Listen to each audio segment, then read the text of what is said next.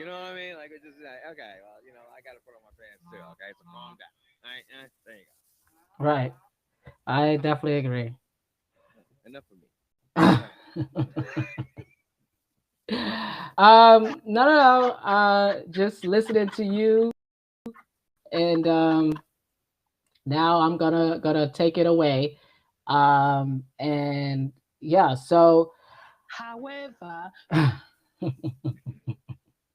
That's what transit. right.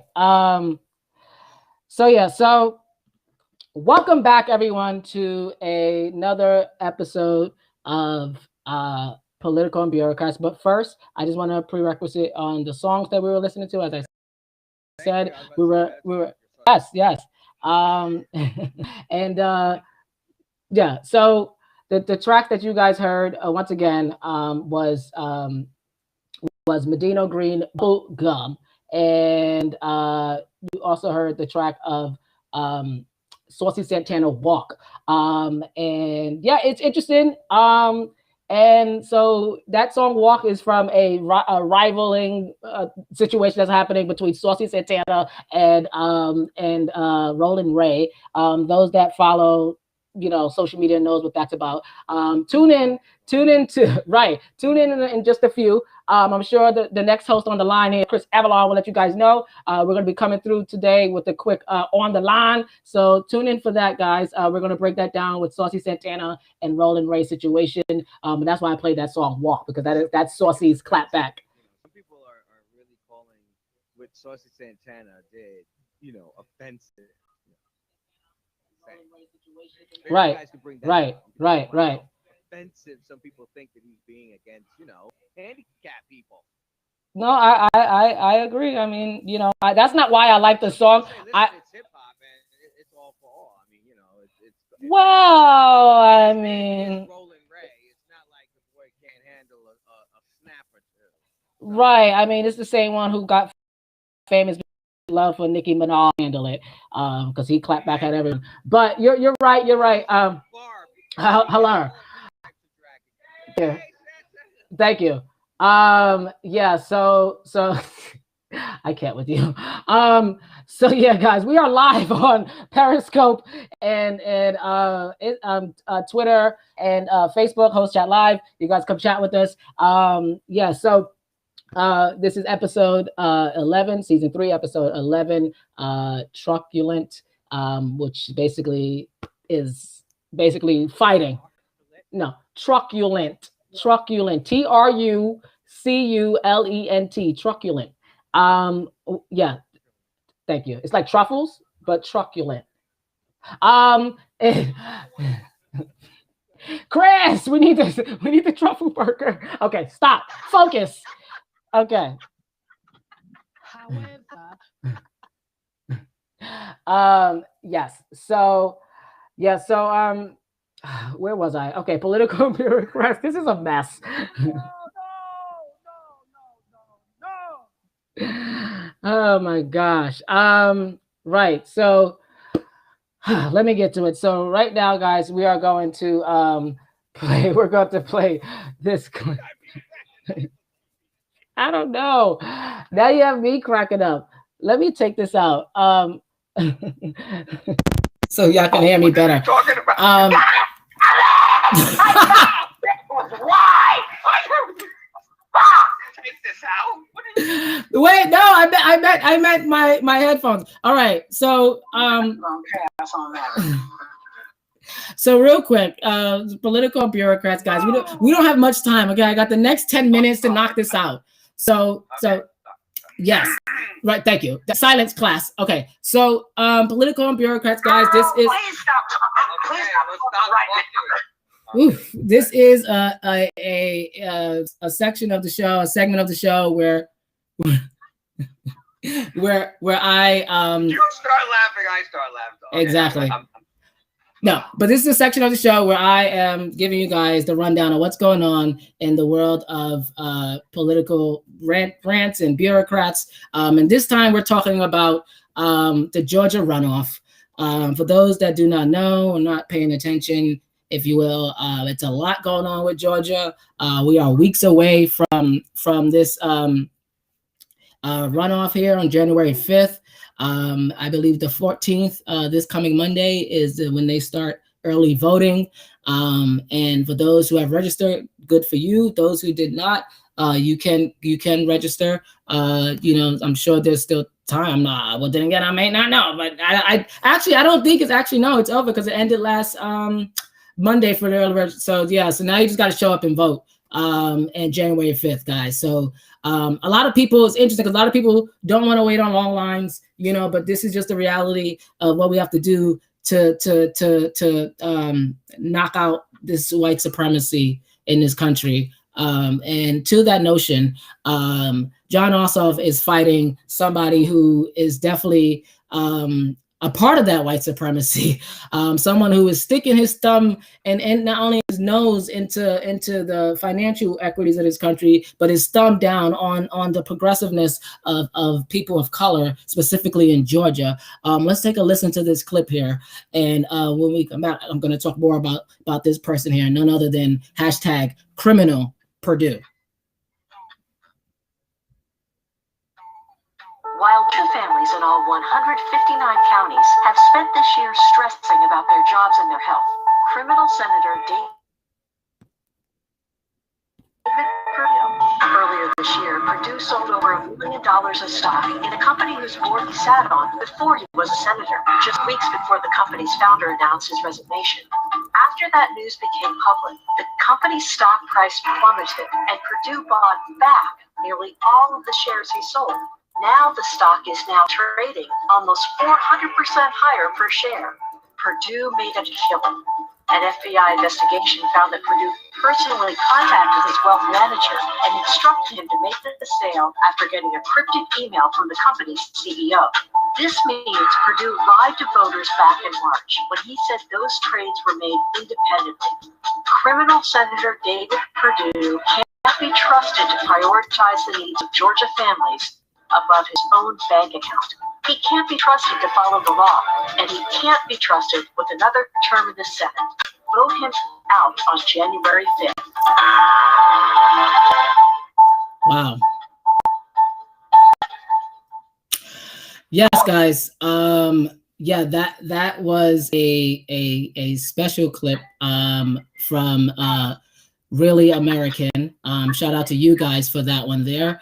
You heard it all. You heard about David Perdue and this man who is somebody who is just craving for money, power, and he doesn't care who he steps on. And you have someone like John Ossoff who's here, trying to fight through the bureaucracy and fight through the noise. Real quick, guys, I have it on the screen. If you guys want to know more about what's going on in your area regarding voting information, you guys can go to hostchatlive.tumblr.com/voter-info, and it's right there on the screen, guys. Those that are watching this video, all is mentioned there. But and we need more people like John, more people like Raphael Warnock. We need more people like Stacey Abrams. We have to continue to vote for these progressive and moderate leaning progressives. I don't know. We're gonna call them semi-aggressives. I don't know. But we're pushing them to see that only thing that moderacy in this country does is keep the pendulum back and not forward. Americans always want a seat at the table, yet they're the ones stealing off the table. So, and speaking of that, let's take a listen to this clip here of the one and only John Ossoff, and he is basically got a lot to say, and he ain't afraid to say it, honey. But he said it in front of an empty, next to an empty podium. Man, that's why his name is Perdue. Thank you, because he's chicken. He's chicken. Perdue declined to participate. John Ossoff, you may now ask the question that you would have asked him and answer that question yourself. You have 90 seconds. I appreciate that. Well, it's a strange situation to be asking a question of a sitting United States senator who is not here to debate as he asks for the votes of the people to be reelected. Senator Perdue, I suppose, doesn't feel that he can handle himself in debate, or perhaps is concerned that he may incriminate himself in debate. Both of which, in my opinion, are disqualifying for a U.S. Senator seeking re-election. He may not wish to be asked questions, for example, about his trades regions bank while he championed legislation to benefit the firm, or his trading of defense contractor stocks while he directed taxpayer dollars to them. But whatever the reason that Senator Perdue is not with us today, I think what I would ask him is why he continues to oppose $1,200 stimulus checks for the American people at this moment of crisis. Very good question. Why he fought against them in the first place, and why he isn't in Washington right now championing direct financial relief, stimulus checks directly for an American people who are suffering. If I had the opportunity to ask the senator a question, if the senator were not too much of a coward to debate in public, then that's what I'd ask. Wow, at least he called him out as a coward. Right. And to that notion, you know, it's just really sad to see where we have become as a country, as a nation, that these Republicans are allowed to continue to divide us with their bureaucracy, with the fact that he can sit there and protest that he doesn't have to do it. He doesn't have to do something that's tax funded. That was a waste of money. You know, he could have did that virtually, John Ossoff. I understand why he did it. It's about optics, it's the image. I got it. But that was a waste of our tax dollars. I think it's a total slap in the face, a total slap of disrespect to the nation, to our democracy, that this is how the practice works. You know what? Can I just tell you, the fact you just said it is offensive to you? Ever for the Republicans, it's exactly what they wanted. You're offended. There you go. They win. Yeah. It's disrespectful to the democracy, isn't it, to not show up for an election, right? Yeah. Does that not sound like them? Absolutely. You're right. You're right. It just sounds like them. You're right. You're right.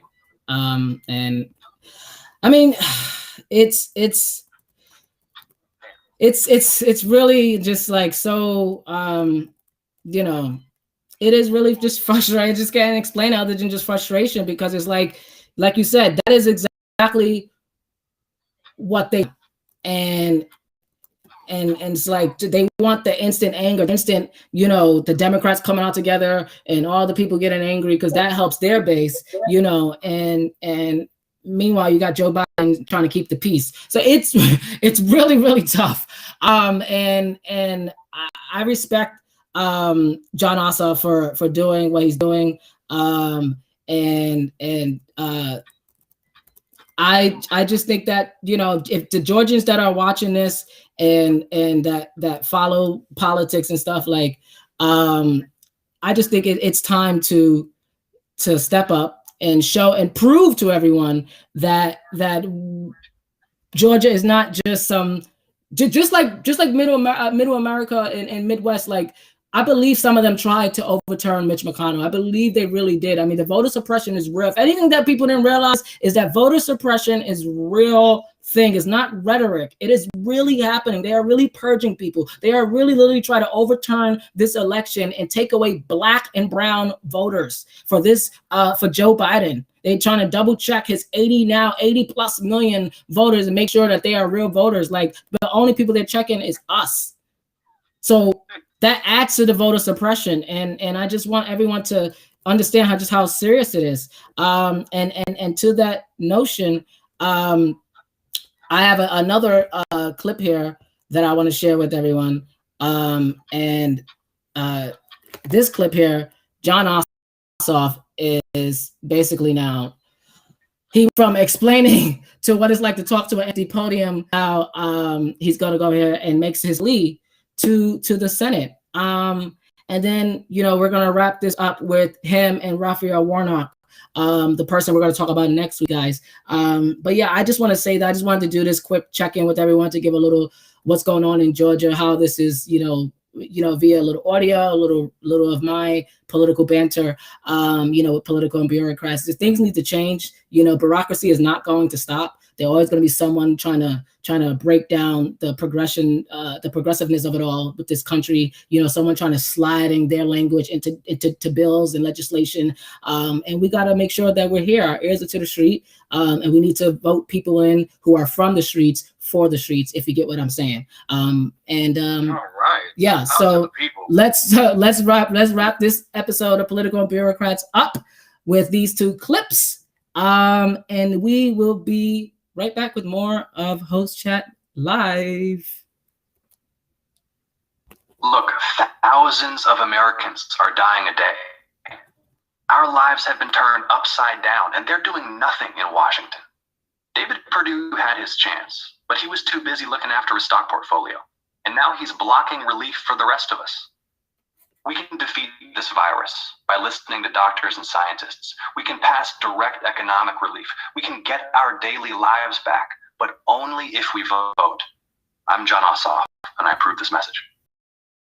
This is a movement for health, jobs, and justice for the people. That means every family in Georgia has the help they need. Georgia rises. We cannot be spectators. We have to make history together. We are all in this together. If you believe so far our beloved John Lewis, no one will do this for us. We will just that health care is a huge. Now is the moment to stay jobs and justice. Make some noise. Make a plan to vote. If you're ready to organize, like we've never done before, make some noise and make a plan to vote. Can I just say, speaking to Yo Elps down in Atlanta, where and they were saying that everyone knows what they have to do in Atlanta. I honestly, I think the worry is that you have the blacks in Buckhead that is the problem.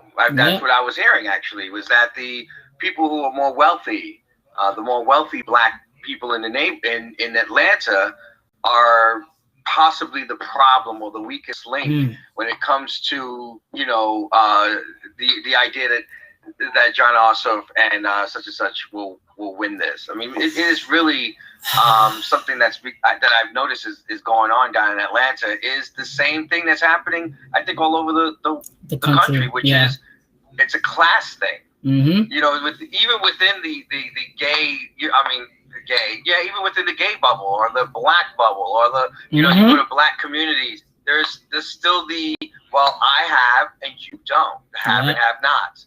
I mean, that's the reason why I put this on my Instagram.